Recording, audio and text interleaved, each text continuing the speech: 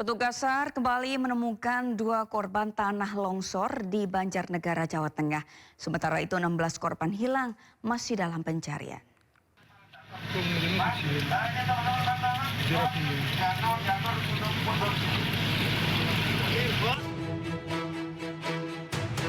Tim SAR gabungan kembali menemukan 2 jenazah korban longsor di Dusun Situkung, Pandanarum, Banjarnegara, Jawa Tengah, Jumat sore. Korban pertama adalah perempuan berusia 26 tahun, sementara jasad korban kedua merupakan anak laki-laki berusia 7 tahun. Jenazah ditemukan dalam timbunan tanah sedalam 1 meter. Hingga kini total 12 korban ditemukan dalam kondisi meninggal dunia. Sementara itu 17 alat berat dikerahkan ke lokasi untuk mencari 16 korban lainnya yang masih dinyatakan hilang. Hari pertama, hari kedua itu belum bisa dilakukan evakuasi karena masih bergerak tanahnya. Sebetulnya kalau dari sudut geologi hari ini pun belum bisa naik itu. Tetapi karena jumlah korbannya banyak, ya 26, akhirnya dengan memperhatikan keamanan yang maksimal, pencari personil dan alat berat sudah bisa masuk, tentu saja tidak sebanyak seperti yang Majenang. Tapi kemarin hari pertama kita menemukan 1 karena waktunya sore hari ya. Kemudian hari berikutnya dan kemarin itu sudah bisa menemukan 7. Sementara itu, 935 warga terdampak longsor akan direlokasi ke hunian sementara yang disiapkan pemerintah.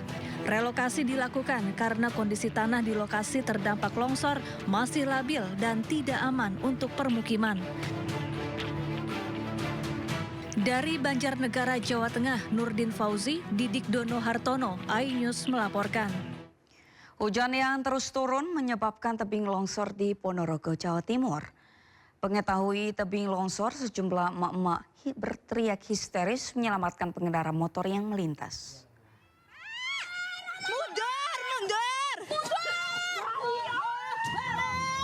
Tebing longsor terjadi di Desa Banaran, Kecamatan Pulung, Ponorogo. Mengetahui tanah longsor terus bergerak, emak-emak berteriak histeris.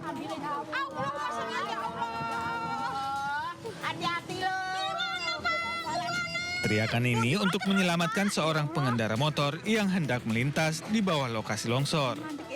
Beruntung korban urung melintas dan selamat. Tebing setinggi 10 meter ini longsor setelah hujan deras turun lebih dari 2 hari. Selain itu, ada sekitar 6 rumah yang terancam tanah longsor karena berada di bawah tebing. Para korban yang rumahnya terancam longsor mengungsi ke tempat yang lebih aman. Ada orang lewat itu tuh, ada orang yang atas itu apa itu teriak-teriak gitu. Teriak ya, betul, teriak-teriak gitu. Terus saja panik saja mengungsi di situ di rumahnya teman. Dari Ponorogo, Jawa Timur, Ahmad Subeki, iNews melaporkan. Bencana tanah longsor dan banjir melanda Palopo, Sulawesi Selatan. Akibatnya sejumlah akses jalan terputus dan rumah warga terendam banjir.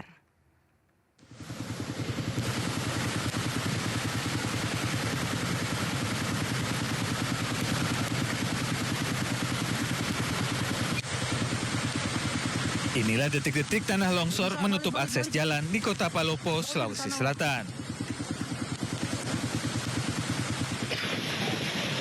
Selain itu, tingginya intensitas hujan juga membuat Sungai Amasangan meluap hingga merendam ratusan rumah warga. Selain rumah yang terendam banjir, akses jalan Trans Sulawesi juga ikut tergenang. Banjir juga membuat pendistribusian air bersih PDAM terganggu. Petugas gabungan yang dibantu warga bahu-membahu membersihkan jembatan dari sampah yang menumpuk.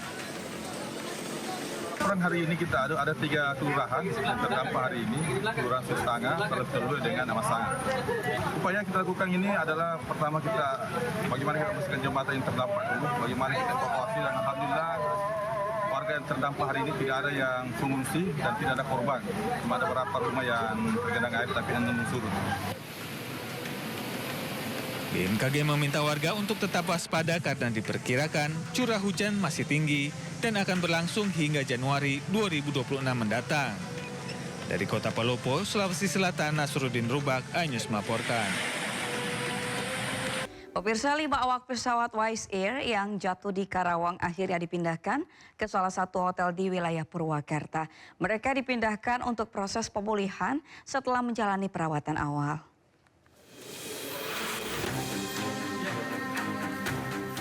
Lima korban selamat jatuhnya pesawat Wise Air dipindahkan ke hotel untuk sementara waktu. Selanjutnya, kelima awak pesawat akan dipulangkan ke rumahnya masing-masing setelah kondisi mereka dinyatakan membaik. Seluruh awak pesawat dilaporkan mengalami syok dan kelelahan. Kelimanya tidak mengalami cedera berat yang membutuhkan penanganan medis intensif. Dari kelima, secara umum baik-baik saja. Ada satu, yaitu pilotnya, karena memang masih shock, jadi tekanannya, tensinya agak tinggi. Tapi secara umum sih baik-baik saja. Hingga saat ini, pihak maskapai belum memberikan keterangan terkait detail insiden yang menyebabkan pesawat tersebut terjatuh. Namun pihak keamanan dan petugas lapangan sudah melakukan pengamanan di area kejadian. Sementara itu, Komite Nasional Keselamatan Transportasi atau KNKT dijadwalkan segera melakukan penyelidikan untuk investigasi penyebab jatuhnya pesawat. Dari Karawang, Jawa Barat, Rudi Setiawan, iNews melaporkan. Sebelumnya sebuah pesawat jatuh di tengah sawah di Kertawaluya di Karawang, Jawa Barat. Korban berhasil diselamatkan dan sempat dievakuasi ke RSUD Tirta Mulia.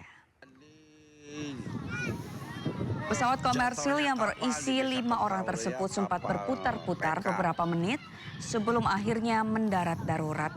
5 korban selamat dibawa ke RSUD Tirta Mulia untuk mendapat perawatan. Warga di sekitar lokasi langsung berdatangan untuk melihat dari dekat pesawat yang jatuh. Bari manggil teman-teman, ayo Pak, tolongin. Pas saya nyampe ke sana, ya alhamdulillah saya salaman sama Pak Eko tadi, sama pilotnya. Pak, gimana Pak? Alhamdulillah selamat, tanya gimana? Teman-teman, alhamdulillah pada selamat Pak. Ya syukur Pak, syukur. Ya cuma hanya itu yang saya lihat. Oh Bapak sempat nolongin? Ya sempat selamat, sempat apa? Sama penumpang dan pilotnya? Iya. Sebelumnya sebuah pesawat komersil Wise Air jatuh di area persawahan di Karawang, Jawa Barat. Pilot mengaku mengalami mati mesin dan memutuskan mendarat darurat di sawah agar tidak menimpa warga dan rumah-rumah. Jatuhnya kapal di Desa Kertawaluya, kapal PK. Pesawat jenis GA-28 Airvan milik PT Wise Air mendarat darurat di area persawahan di Karawang, Jawa Barat, Jumat siang. Sedianya pesawat lepas landas dari Bandara Budi Harto, Tangerang dan dijadwalkan mendarat di Cirebon. Namun mesin pesawat tiba-tiba mati di ketinggian 5.500 kaki. Kemudian pesawat turun dengan sangat cepat. Pilot lalu memutuskan melakukan pendaratan darurat di area persawahan. Aerodrom yang paling dekat itu Halim, tapi kita lihat untuk pistanya nggak memungkinkan karena dengan ketinggian seperti itu melampaui 35 mile, saya kira berisiko untuk mendarat ke wilayah Jakarta sekitarnya, khususnya di Halim, karena di sekitar situ kalau nggak nyampe pasti banyak populasi. Jadi saya menyimpulkan mendarat darurat di wilayah persawahan. Sementara itu, 5 orang awak dalam pesawat selamat dan langsung dievakuasi ke rumah sakit. Tidak ada luka serius yang dialami seluruh awak pesawat. Tim Liputan iNews melaporkan.